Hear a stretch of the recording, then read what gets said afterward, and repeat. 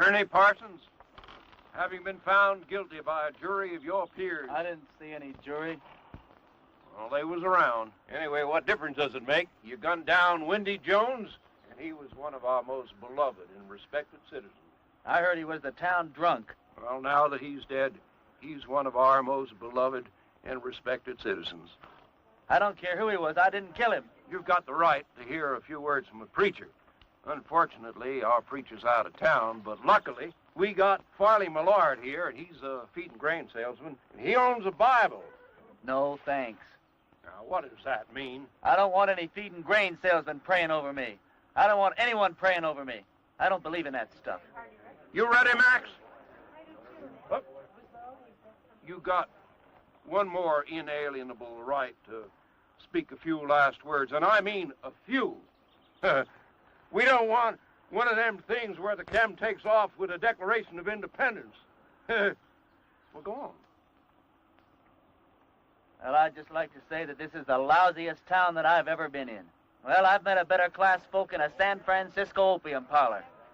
Drunken pool hall bum would be considered too high-toned for these parts. And as for your system of justice, well... That's enough. You see what I mean? He was just one breath away from the Declaration. All right, Max. Don't do it! Don't do it! Don't do it! Don't do it! Ed Loach just confessed. He killed Wendy in a drunken barroom brawl about a pregnant Indian squaw. Ed claims Wendy was the father and that he was acting as the avenging angel. Wendy was going to be the father or something? That's what Ed says. All right. Untie him. Give him his gun.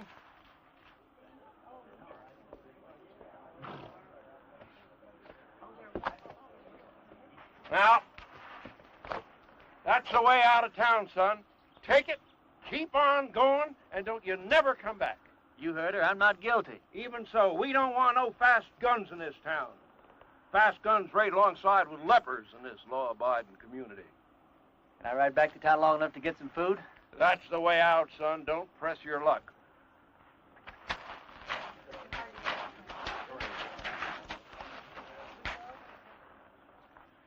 Thanks. Bye. I'm going with you. You don't have to. I'll be back. When?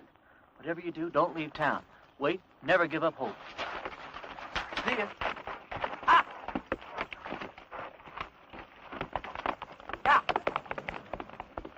If I'd have known he was going to act like that, I never would have lied for him. What? You would have never... What? I don't care. I thought he was cute. There ain't a man around here I'd have as a gift. And he took a bath every so often besides. After him!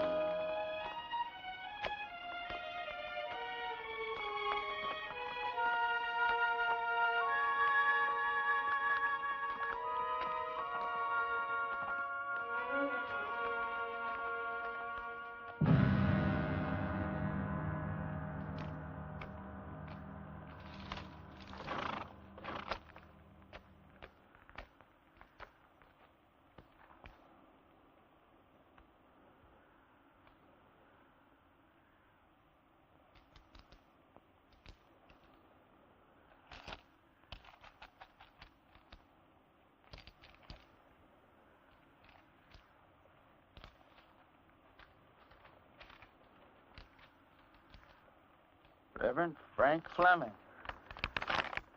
Well, pleased to know you, Frank. Dear Reverend, everybody in Castle Walk is real excited about you coming here. We ain't had a preacher here in over 3 years. When our last one left in such a hurry, he didn't even say goodbye. He was a pious man, but he had a yellow streak down his back. We're all looking forward to meeting you for the first time. We're all looking forward to meeting you for the first time? I don't know how long you'll be willing to stay, but you'll be welcome every minute of it.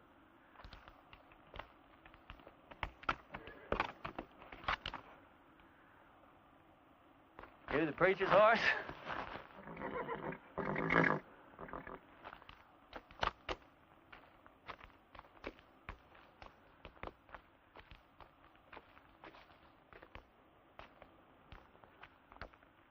Let's see what you got, pal.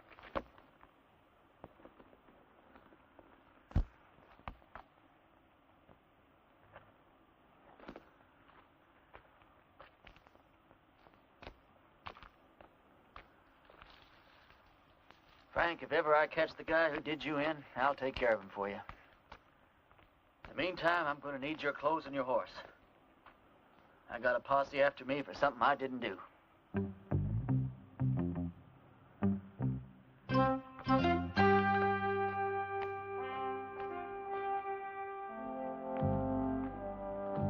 I'd say a prayer for you, Frank, but coming from me, I'm afraid it's liable to do you more harm than good.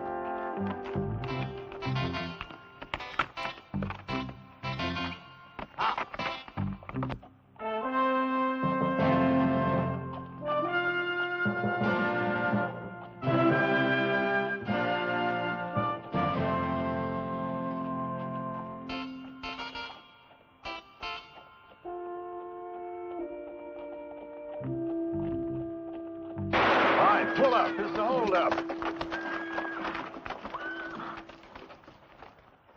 Why, it's a preacher, Percy. Sorry about that there, Parson, but we're a little too far off to catch that there caller.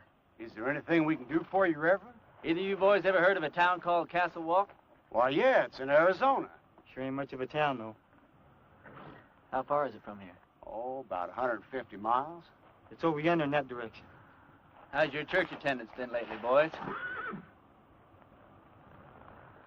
You boys see that branch over there? Yes, sir.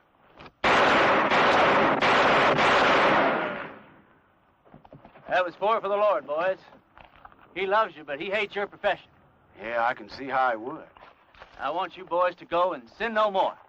We surely won't, Parson. As soon as we can afford not to. Preacher, you being so good with that gun and all, how come you didn't just kill us as we was riding up here? Because you boys are children of the Lord, just as much as I am.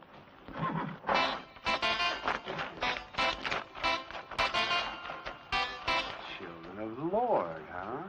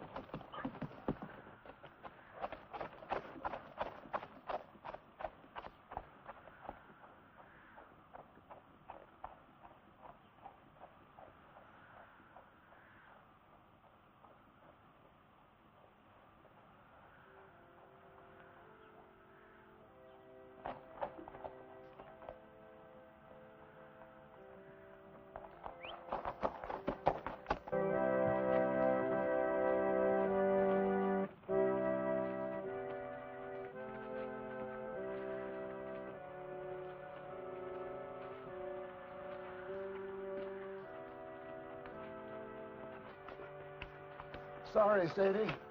Didn't have the time to dig it no deeper. Well, I guess we better just put him in the ground and get it over with. All right.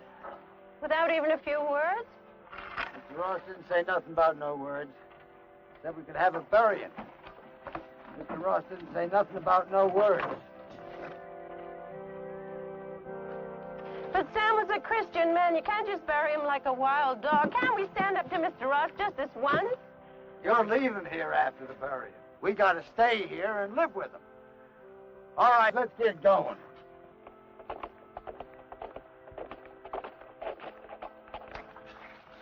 Wait a minute. Is it one of Mr. Ross' men? Looks like a preacher. Well, what do we do now? And I wrote him myself not to come.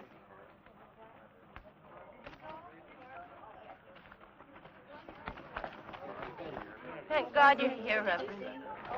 I've got many receptions in my life, ma'am. Yours is almost unique. We were going to have to bury my husband without any proper words being said. But now that you're here... You, the Reverend Frank Fleming? That's right. I wrote you a letter telling you not to come. No, you wrote me a letter welcoming me to Castle Walk. I wrote you that letter. Yeah, but things changed. First, Mr. Ross said it was all right for us to have a preacher, and then Mr. Ross changed his mind. Gentlemen, what the hell is going on here? Reverend! The hell is a word that came straight from the Bible, folks. Now, all I know is we've got a heartbroken little widow here. You did say you were the widow? And these are my children.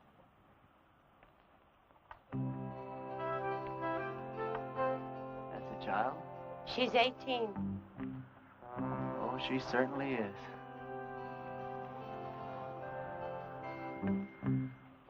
Well, first order of business, as I say it, is to get this poor man put decently into the ground. Oh, thank you, Reverend.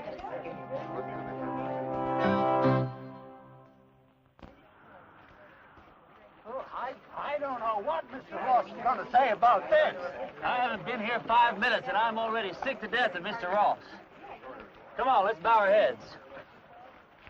Don't you have a Bible, Reverend? Oh, I probably do, in my saddlebag. Here, you can borrow mine, Reverend. The deceased was probably a simple man, so I'll just say a few simple words of my own, not bother to dip into the Bible today. As you all know, it's ashes to ashes and dust to dust, which may not sound like the best deal in the world, but it's the only deal you're ever going to get, so you might as well learn to live with it.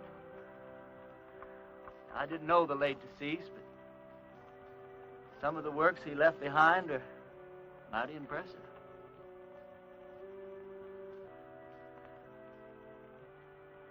Well, what did he die of? He was shot in the back.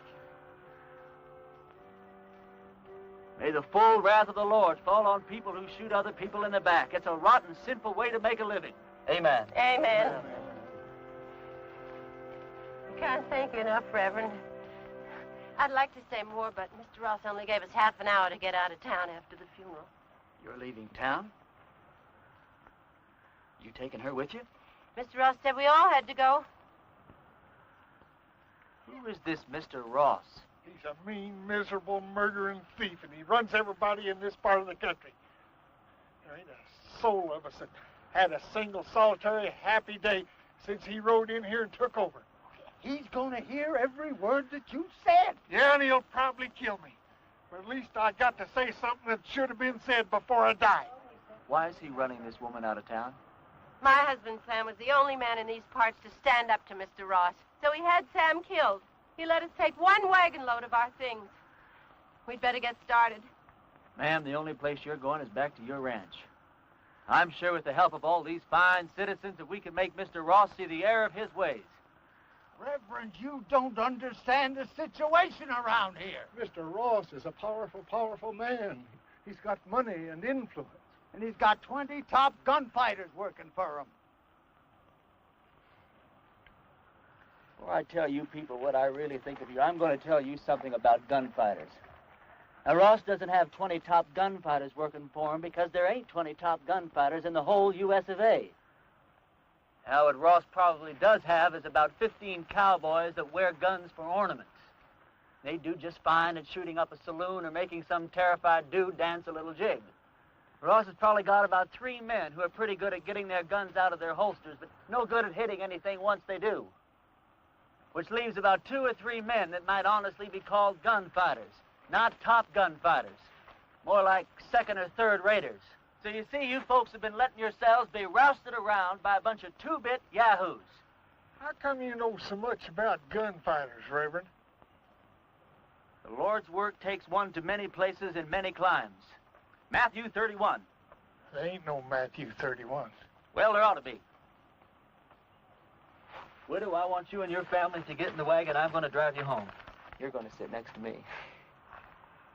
Oh, I don't know, Reverend. Man, you don't look like the kind of woman that would back away from a little fight. Where's your faith? My faith is in good shape, Reverend. And if you're willing to take the risk, so are we. Get in the wagon, kids. Us and the Reverend are going home.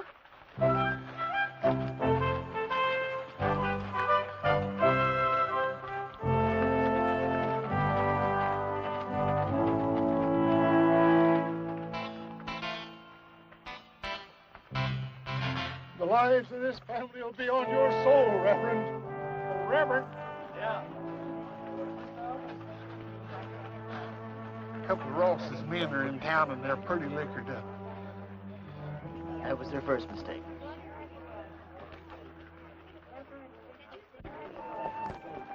You ride my horse, son. Okay.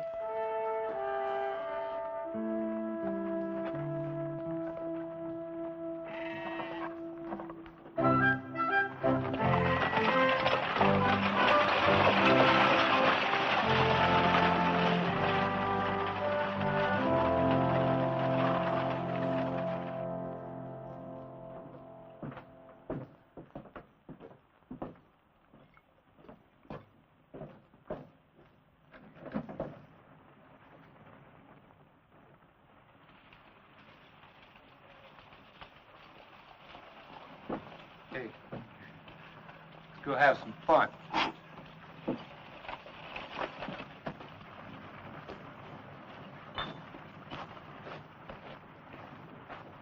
Remember the children, Reverend. Those are just two of the cowboys, ma'am. Who? Where do you people think you're going? Where's the place that Ross would least like us to go? I'd say her ranch. Well, that's exactly where we're going. Wait till Mr. Ross hears about this. Mr. Ross is a skunk of doubtful parentage.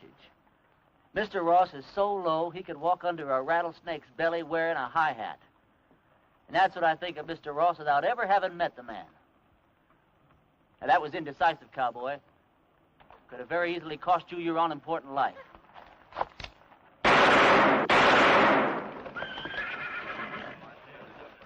Those could have just as easily been your ears flying off your head, boys. Well, that's a terrible way for a preacher to have.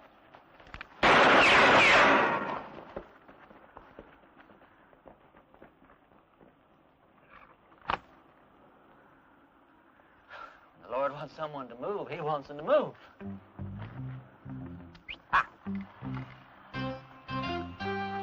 Reverend, my husband Sam would have followed you to hell and back. Oh, don't talk about hell to a sinner, ma'am. You a sinner? Yeah, we're all sinners. We're about to be.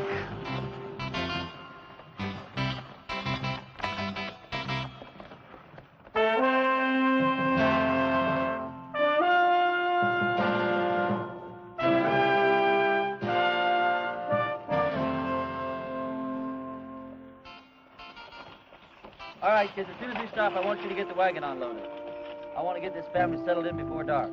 You don't mind if I order your kids around a little, do you, ma'am? Reverend, you can do anything you want to. Reverend? Reverend? Yes, ma'am.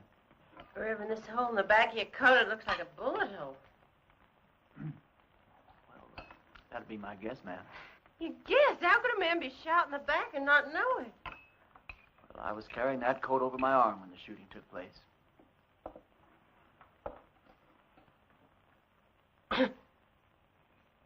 Well, tobacco's one of the Lord's works, too, ma'am.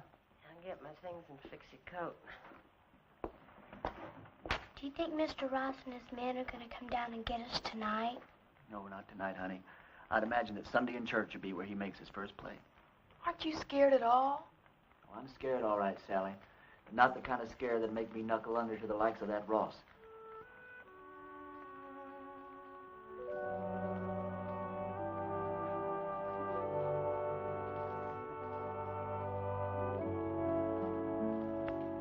thought of a text for your sermon tomorrow, Reverend? Tomorrow? Tomorrow's Sunday. I've lost all track of time the last few weeks. What do you think I ought to preach about? I thought you said the sin of cowardice.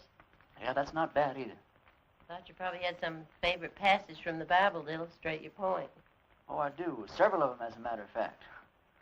But what's your favorite passage from the Bible that would illustrate that point, man? I think it would be Luke 12. Christ says, "Do you think I have come to give peace on earth? I came to cast fire upon the earth, and would it were already kindled." It says that in the Bible? Well, I told you, Luke 12. Oh, Luke 12. Yeah, that Luke, he really knew how to turn a phrase, didn't he? Clean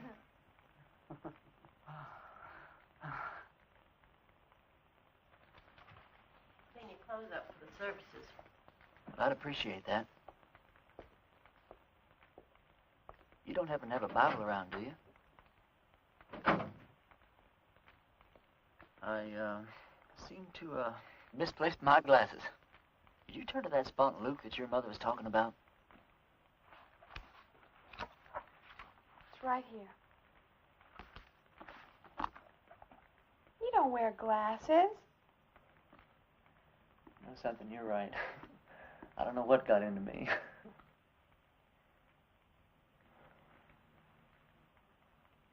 Well, good night.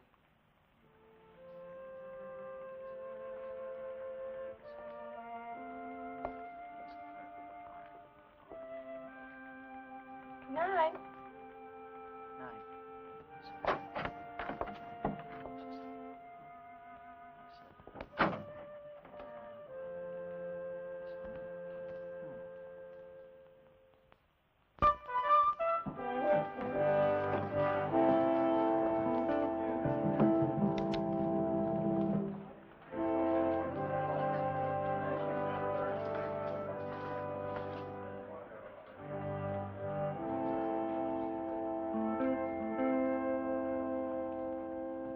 Folks, I'm going to read you from Matthew chapter 10 and verse 34, although Luke says pretty much the same thing in his 12. "Think not that I am come to send peace on earth.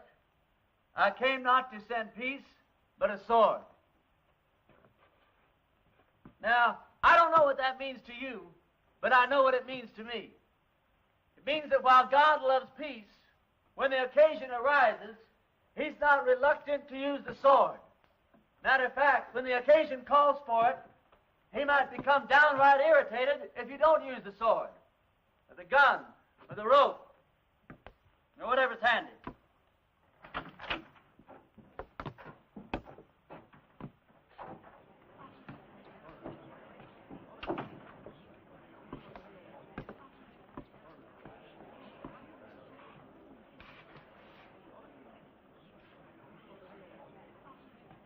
You folks have had a cross to bear here lately, and his name is Ross.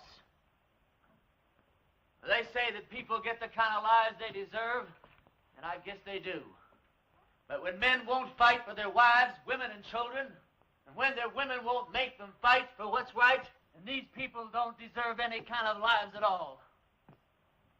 That's exactly what you've got.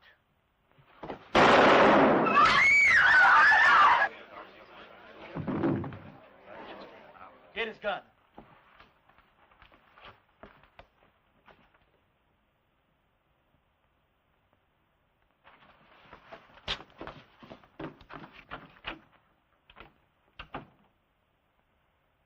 Never done it? Don't think you could possibly realize what an awful thing it is to kill a man. I don't know who God must be mad at the most. That man for wasting his life at the order of some tin-horn dictator? Me for having to do this thing in his own house? You people haven't quit before the fight even got started. I haven't got the heart for any more church today, that's all.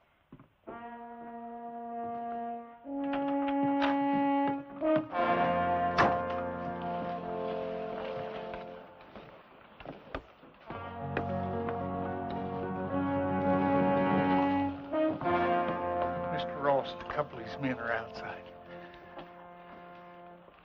Take care of yourself, son. Every second.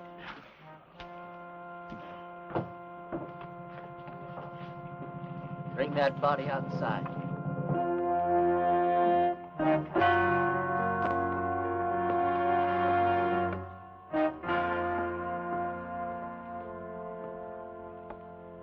You've had a couple of fun days here, preacher. Well, I tell you, Ross, The name is Mr. Ross. The name was Mr. Ross. Now, you hear me good, Ross. Either those two men go for their guns. I'm going to go for you first. I think I can take him, Mr. Ross. Don't think. Here's your chance, boys. Either you holding any grudges against him, draw on me, and I'll kill him for you. If we go together, we can get him. Before or after he killed me. You don't look all that fast to me. Shut up.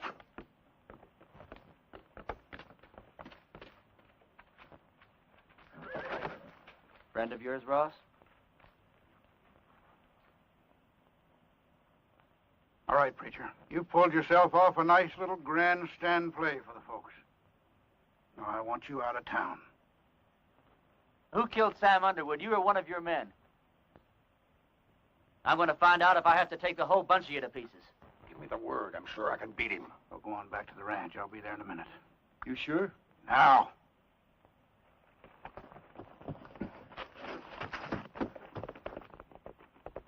That's the way I like it. Man to man. Do I make the first play or do you?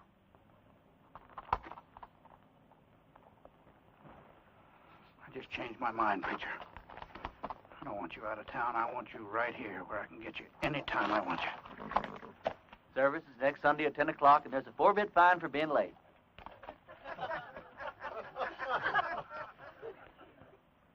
You wouldn't shoot me in the back, would you, preacher? Like that.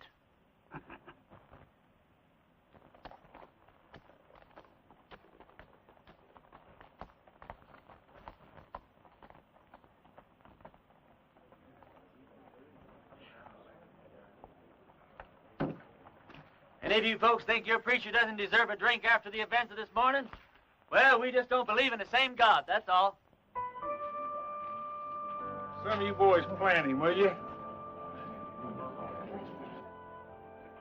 Don't you feel a little strange having a drink with your preacher on a Sunday morning?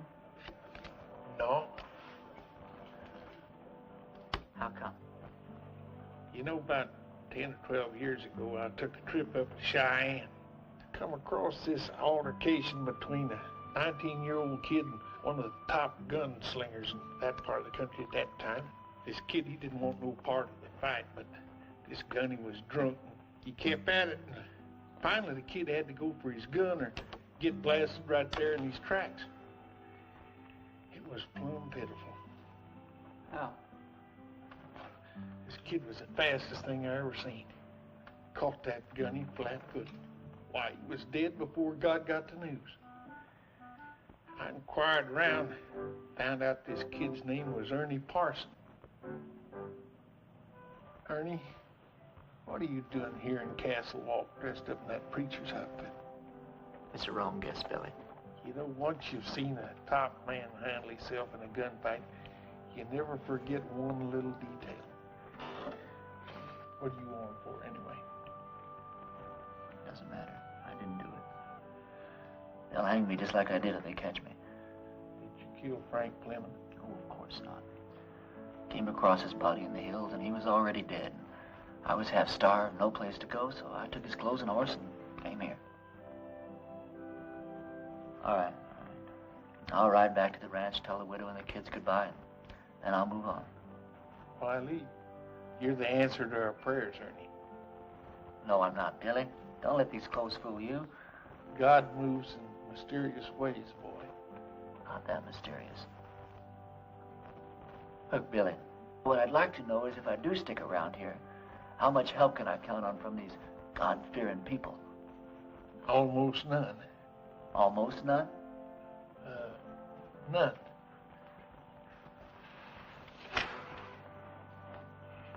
Which is just God moving in his mysterious way to get me killed.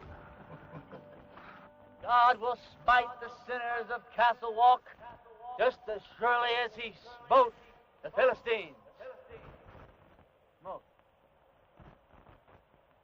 For the time is at hand when you will hear of wars and rumors of wars.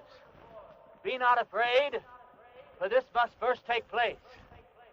Nations will rise against nations, and kingdoms against kingdoms. Not a head on your hair, or a hair on your head will perish. And I quote Luke chapter 21, verse...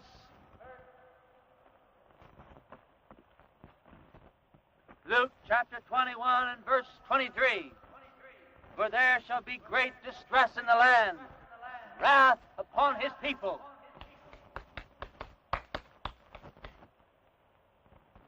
I brought you some lunch. I didn't know preachers had to practice. Well, it's either that or watch the collections fall off. Huh? Oh, that's a real bad joke I stole from the Methodists. Oh, Did your mother know you came out here alone? I don't know. Why? Well, you're a very attractive young girl. Almost too young, as a matter of fact. Most of the girls around here are married by the time they're 13 or 14. 13, huh? Well, I'll have to look into that. Why? They're the lucky ones. Even if they don't get a trip to Phoenix out of it. Is that the price of marriage around here, a trip to Phoenix? No, but it sure doesn't hurt. Look, do I have to keep on calling you Reverend? Oh, no, call me Ernie. Ernie? My full name's Frank Ernest Fleming. All my good friends, they call me Ernie. Is there anything in your faith against marriage? No, not in my faith.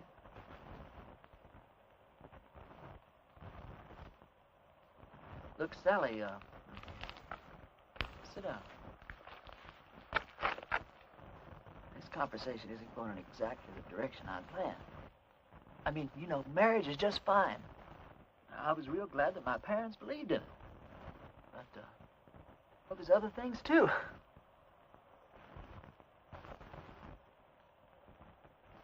You don't know what I'm talking about, do you? I know what you're talking about. Let's see. What's the matter? Oh, it's these clothes and this collar. It's just, I'm not going to get anywhere dressed like this. I don't see that it makes much difference. You would if you were dressed like a nun. It's just the wrong outfit for what I had in mind.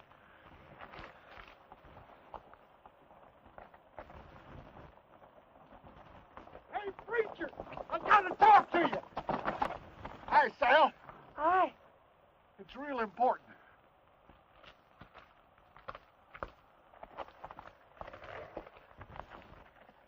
You know a gunfighter named Jake McCoy? Yeah, I know of him. He's in town, My blessings on him. and he's working for Ross. Is he really good? Yeah, he's the best. You can take him, can't you? You sure he's working for Ross? Yeah, and he's looking for you. Although he don't know who you really are. Well, that doesn't matter. Or does it? Where's he at now? Well, he's at the men's saloon when I left town.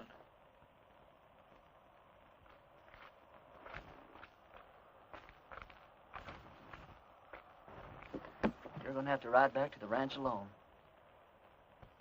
We didn't get very much accomplished today, did we?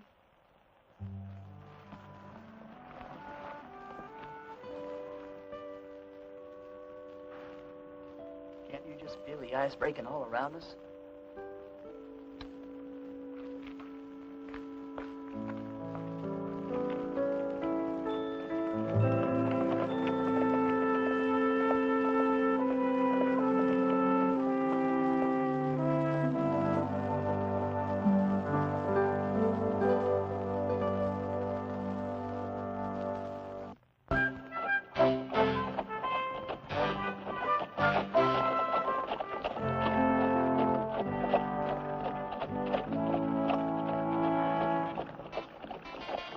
Well, this is your last chance to ride on out of here. Forget about the whole thing. I can't. I don't know why, Billy, but I just can't.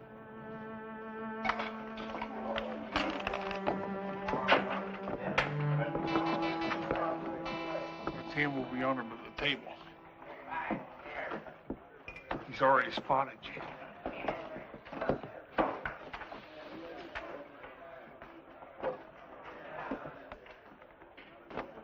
Hello, Jake.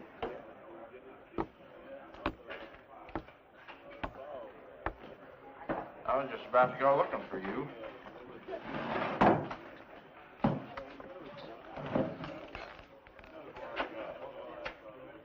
You ever run into Ernie Parsons anymore?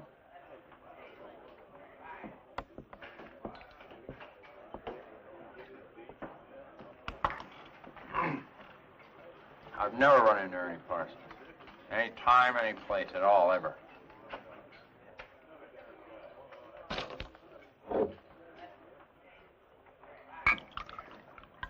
You have now. You?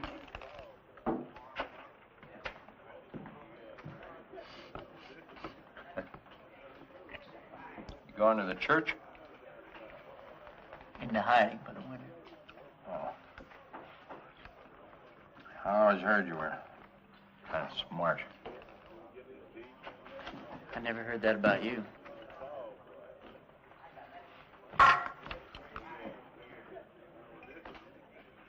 Look, are we really going to have to go through with this thing? I got $1,000 in my pocket.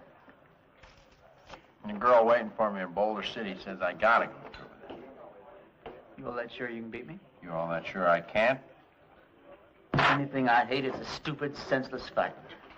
Come on.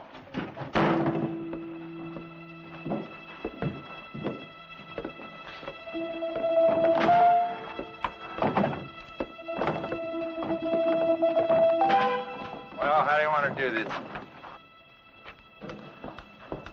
Billy, when we get in position, flip a coin. When it hits the ground, we go for our guns, all right? All right. Jake, one of us is going to die, and it's not going to prove a thing. Sure it is, Ernie. It's going to prove which one of us is a fool to call himself a gunfighter.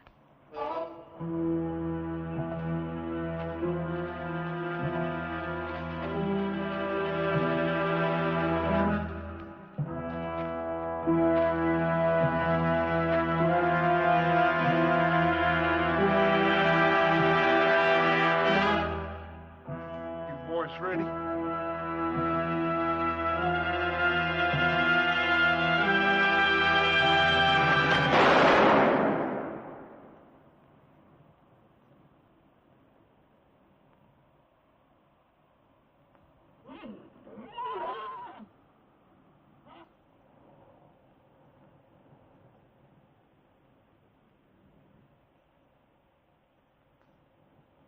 Are you hit? You?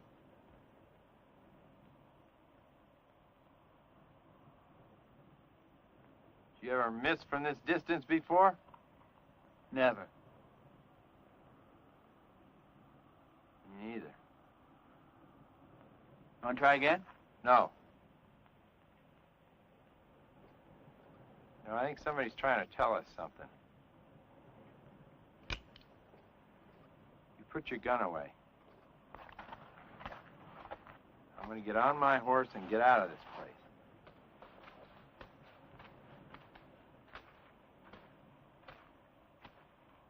I beat you. You know that, don't you? Oh, no, you didn't, and you know dang well you did, Jake. You going to give Ross his $1,000 back? No, I'm late for my date.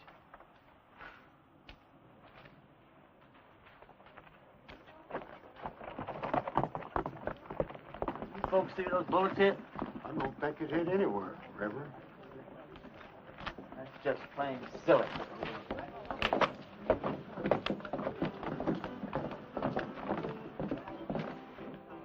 $1.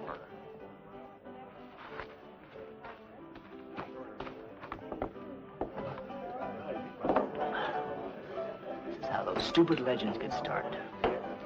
Jake and I have an off day in a gunfight. Miss each other. Wish there could be 1,000 explanations. Just because a bunch of rummies standing around don't see where the bullets hit. All of a sudden, you've got the miracle of Castle Wolf. Now, this whole miserable little town's gonna think that God's on their side. Well, you got me convinced, son. But somehow or other, I just hardly believe that you convinced yourself. Now, let me point out a couple of things to you. Like what? Well, for instance, you're back yonder in that town and they're about to hang you. And right at the last minute, in rides this gal and saves your neck. She and I have been fooling around a little bit. All right, well, then you're out there in the brush, posses are chasing you. Then all of a sudden you come across this here preacher's body. You find this letter that brings you right here to this here town. Supposed to lead him. Yeah, but you was the one that wound up here. Right here where you're needed more than anybody's ever been needed before. Now, do all this make you want to stop and think just a little bit more? No. I don't want to talk about it.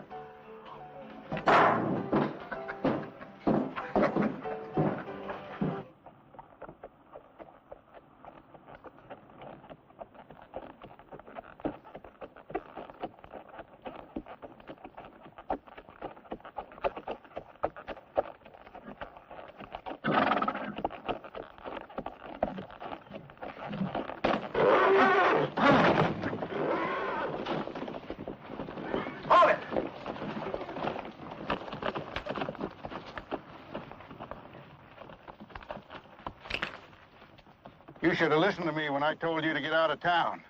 You shouldn't have backed out in front of me the other morning either. Now, this whole town's gonna have the idea that you're just a little less than the tin god you pretended to be. Just tell me one thing. What really happened between you and Jake McCoy? I chased that bum out of town. And he's not gonna give you your $1,000 back either.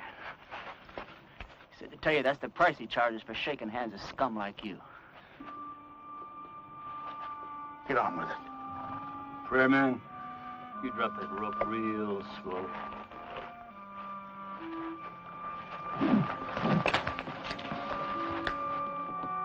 Drop it.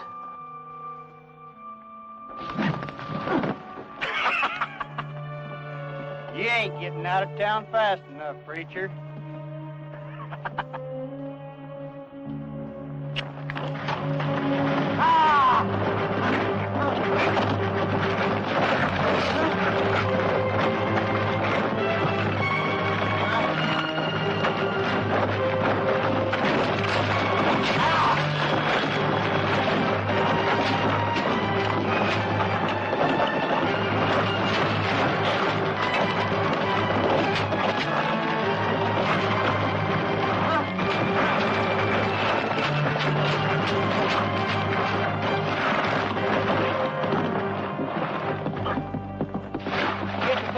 Preacher?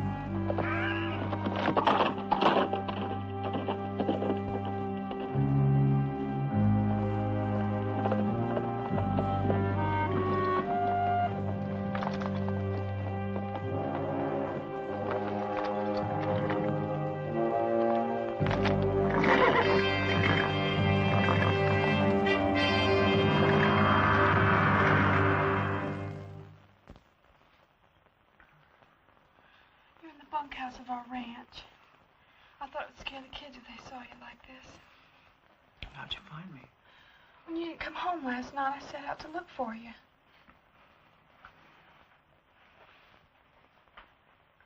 You stripped me down? I'm a ranch girl with brothers. Don't make a big thing out of it. You're something brand new in my life, Sally. Are you strong enough to get up and get dressed and get out of here?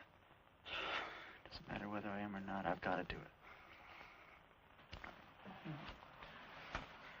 turn your back, Sal. I'm not as advanced in my thinking as you are. Will I ever see you again? Sure, why not? I'm not going far. Well, you have to. When they don't get your body, Mr. Ross will never stop until they find you. Yeah, this is the first place he'll look. I want you and the kids to go out and dig a grave. Put some kind of a marker on it with my name. Tell Ross you found my body and buried it in the hills. Can I turn around now? Sure. Sally, I don't want anyone to know that I'm alive. I want it to come as a horrible shock to Ross. I want to start giving him trouble in ways he never dreamed of. We'll need plenty of food, water, and ammunition. I'll get you everything you need. Where will you go? I'll hide out in the hills for a while. Well, Ernie, in this part of the country, if a girl undresses a man, it's customary for the man to make an honest woman out of her.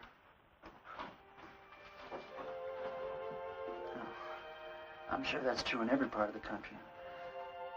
If I live through the next little while, well, we'll have a serious talk about that. What's the matter? Well, just look at the way I look.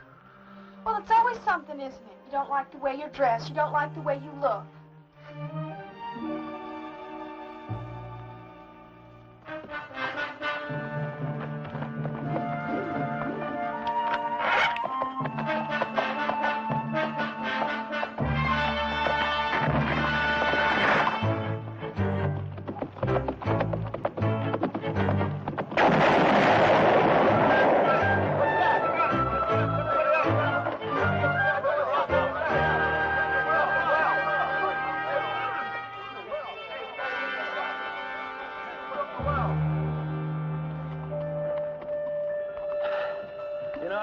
There's a bunch of outlaws operating up in these hills. Probably scared old Chet and Harley half to death. Blew up the well, too.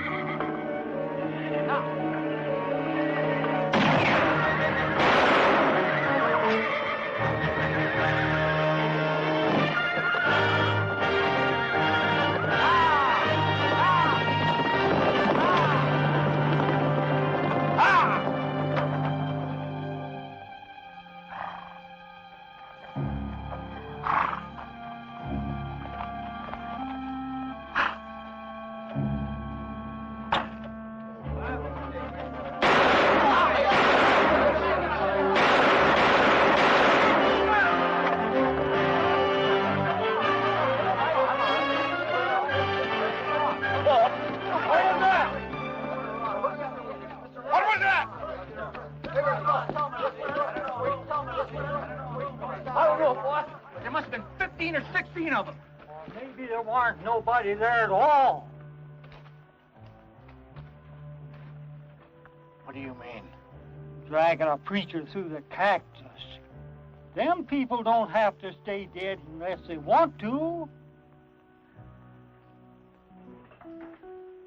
Everybody in town keeps talking about the preacher's ghost riding through the hills and shooting at every one of Ross's men that sticks his head up. I keep telling them the whole doggone idea of ghosts against ghosts. Sally, didn't you tell Billy? You told me not to tell anyone. Billy, I'm sorry. It's sure good to see you alive, boy. Are you sure it's safe for you down here? Honey, it's been a long time since I've been safe anywhere. Lately, it's been getting worse. Isn't tomorrow Sunday? It sure is. Billy, I want you to ride into town and tell everyone that we're having church services tomorrow morning at 10. I'll do it right now.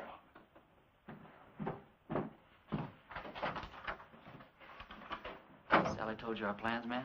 Yeah. You have any objections? No. Ma'am, has it occurred to you that, well, Sally's liable to end up one of the youngest widows in these parts? Mary Mert's only 14. She's been a widow 2 years. Besides Mary Mert. No, Grace Dorothy only been married a week and a half when her husband fell down a mine shaft.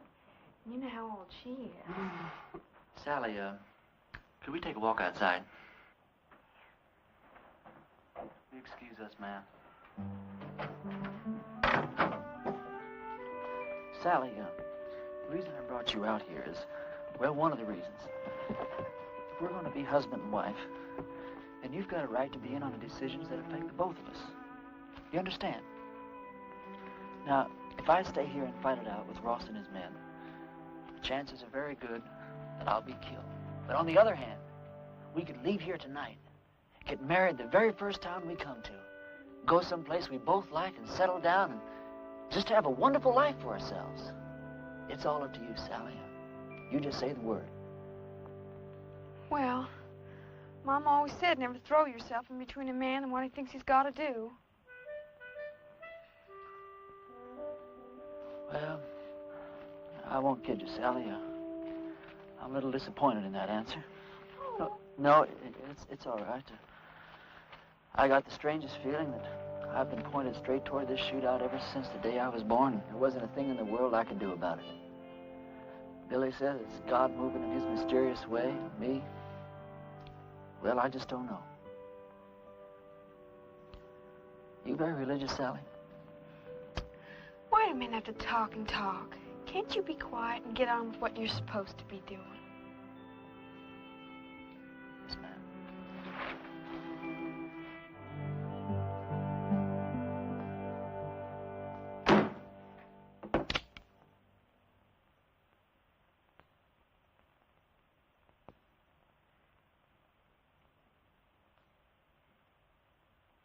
Folks, I'm here today as your preacher and as God's representative. As your preacher, I've stood up to your enemies for you, and all it's gotten me so far is a lot of bruises and a bunch of cactus spines. Now, I understand that a lot of you thought I was dead, and that my ghost was raging through the hills, wreaking my vengeance on Ross and his men. And I want to ask you something. What were your feelings?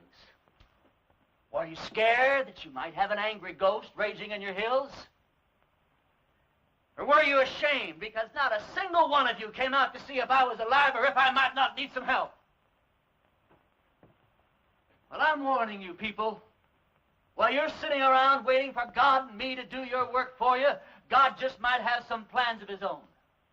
Maybe he's not as angry at Ross as he is at you.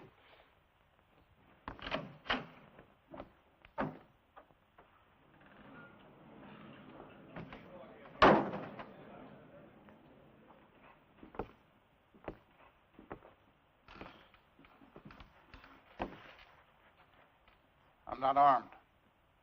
Billy, go outside. Take a look around. I came alone. Go on, Billy. I just thought it was time that all this foolishness came to an end. We got a new country to build here. We ought to be getting on with it, instead of indulging in all this senseless killing. I won't deny that you've hurt me since you've been here. Several of my men have been killed or wounded. Several more have run off because you scared them half to death. I didn't know I was doing that well. What do you want, Ross? A truce. A chance to get on with our lives. Ross, if you were sitting on a stack of Bibles 10 feet high, I'd bet money that you were lying and I'd win. Well, now, just a minute, Reverend. If Mr. Ross is sincere, and I believe he is, this may be just the moment we've been waiting for. Luther, how could you believe that? I don't believe him for a minute. Now, Sadie. You are going to believe this man after all he's done to you? Jehoshaphat, Reverend. Anybody can make a mistake. If Mr. Ross is man enough to come here, Please. I didn't mean to create any dissension amongst the preacher's flock. Now, you've all heard what I have to say. Think it over.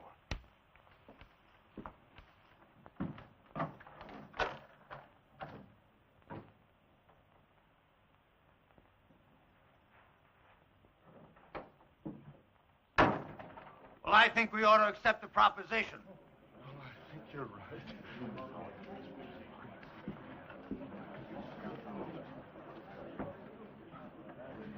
I have an announcement to make.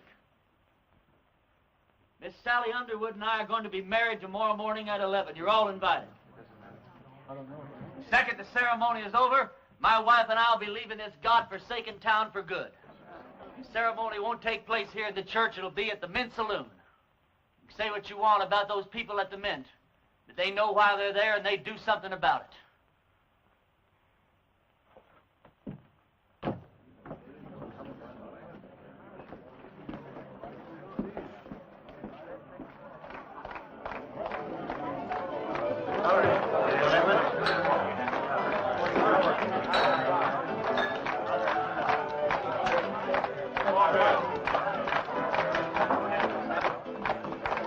Sally. She's out back getting dressed. Her mama's with her. Can't take all day with this thing. What's your rush, boy? One of my feelings, and I'm never wrong, that I should get out of this place. When did you say that? Huh? Oh, nothing. Hey, yonder she comes down. Oh, you're beautiful. Come on, everybody.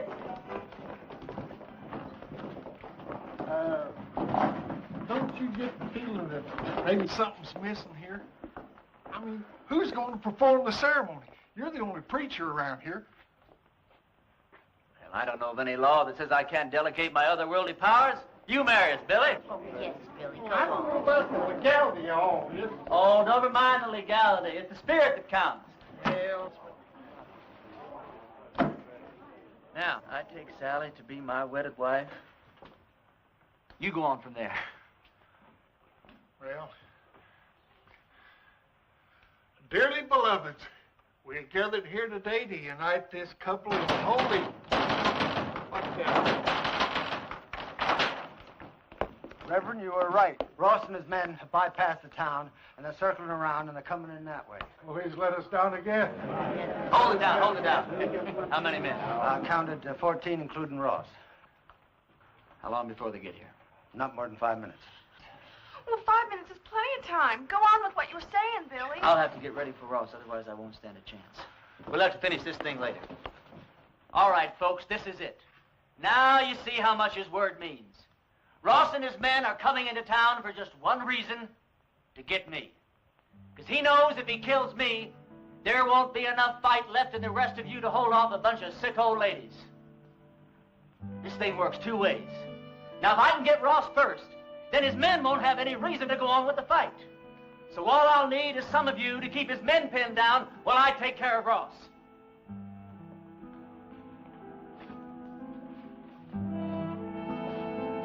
But the women and the children... You don't even have to come out in the open. You can shoot from the windows or from the roofs. You don't even have to hit anything. Just shoot fast and make a lot of noise, but keep his men pinned down.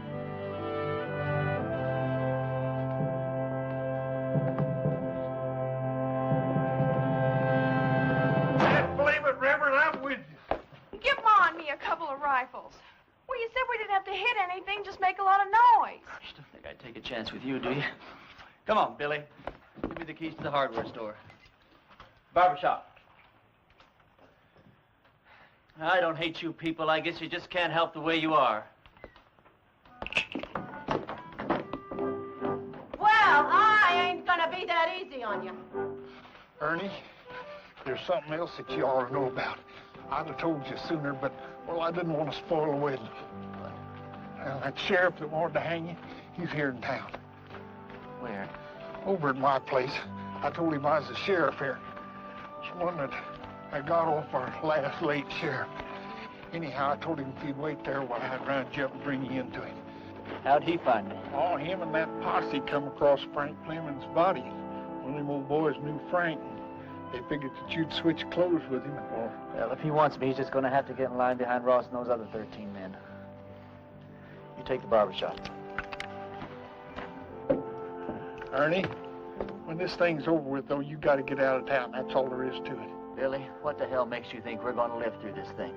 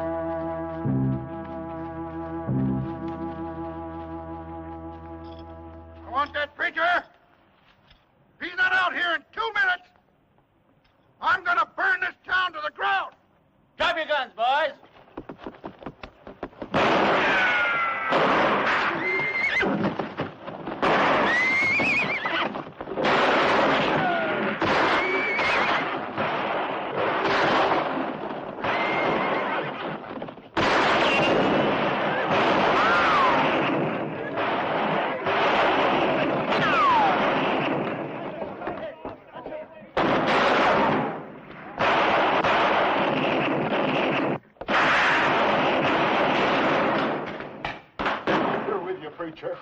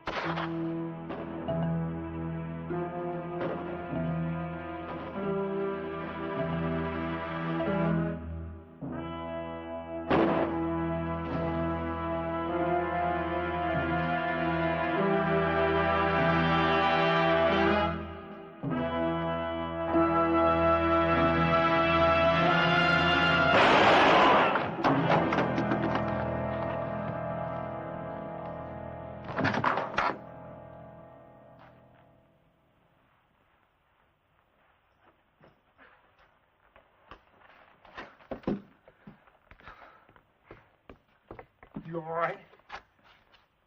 Barely. Listen, all you Ross's men. Ross is dead. Anyone who keeps on fighting is going to have to stand trial. How do we know he's dead? Because I'm alive. All right. You heard the man. The sheriff's going to be down here to find out what this is all about.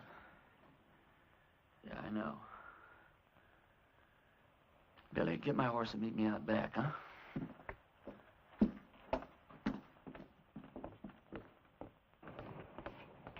Go over to the men's saloon and tell Sally to meet me back at the ranch. We'll take off from there. No, I ain't going to do it. I'm a dang fool for going along with this thing as far as I have. And I ain't going to go no further. What are you talking about? I ain't going to let you run away with that kid. Her not knowing who you are or what you are or what kind of a life she's letting herself in for. You think if I told her everything, she still wouldn't ride away with me? Well, of course she would, Ernie. Because she's 18 and you're her first love. Well, that's good enough for me. Ernie, when that sheriff finds out you've left town, do you suppose that he's just going to give up? I can take care of him. Yeah, you can take care of him with one hand, while you take care of Sally with the other. And if something goes wrong, like, she can just stand around with your baby in her and watch you hang. You think I could just ride off without telling her why? I'll tell her. Yeah, then what happens to her? Oh, she'll be tore up for a while, but she's young. She'll get over it in a month or two. Yeah, but I won't get over it in a month or two. I'll get your horse. I'll get it myself.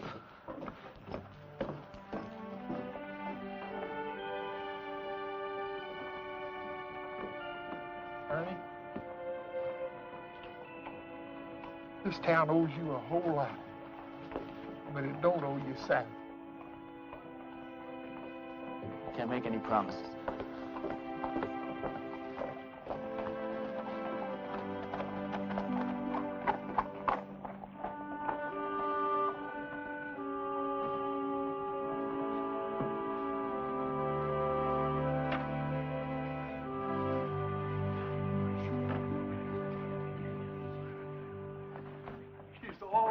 He's not hurt, and he'll be here any minute. Damn it, Bill.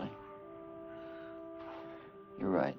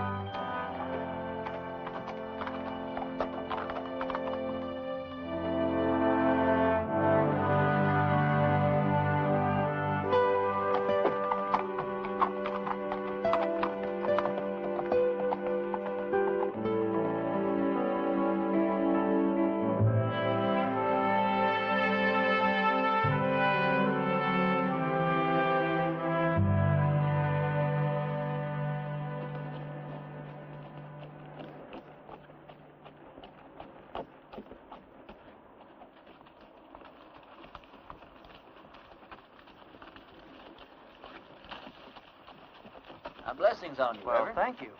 Ernie, do I know you? No, I don't think so. And how come you know me? Because I know every preacher in this part of the country, and you're not one of them. And I've been hearing about a gunfighter named Ernie Parsons and some interesting goings-on in a town called Castle Walk. Now, don't believe everything you hear, Reverend. Oh, I don't. That's why I'm on my way to Castle Walk right now, to investigate these wonderful stories. Well, maybe you should get them a real preacher now. They seem very happy with the one they had. They had a gunfighter, not a preacher. God moves in mysterious ways. You boys sure do hammer away at that phrase, don't you? You really going to Castle Walk? I sure am. When you get there, would you give these to a girl named Sally Underwood? Tell her they're just from an unknown admirer that thinks certain girls should have a trip to Phoenix, even if they don't get married. All right. Ernie, did you ever think that the things that happened to you in Castle Walk might be your call to the kind of work you've been destined to do? Reverend, I didn't solve the problems of Castle Walk by praying them away. I did it the way I always do, with a gun. Did you ever hear of a call coming that way? But you left it a better place than it was when you arrived. You're a nice guy, Reverend. But no thanks. I'll be seeing you, Ernie.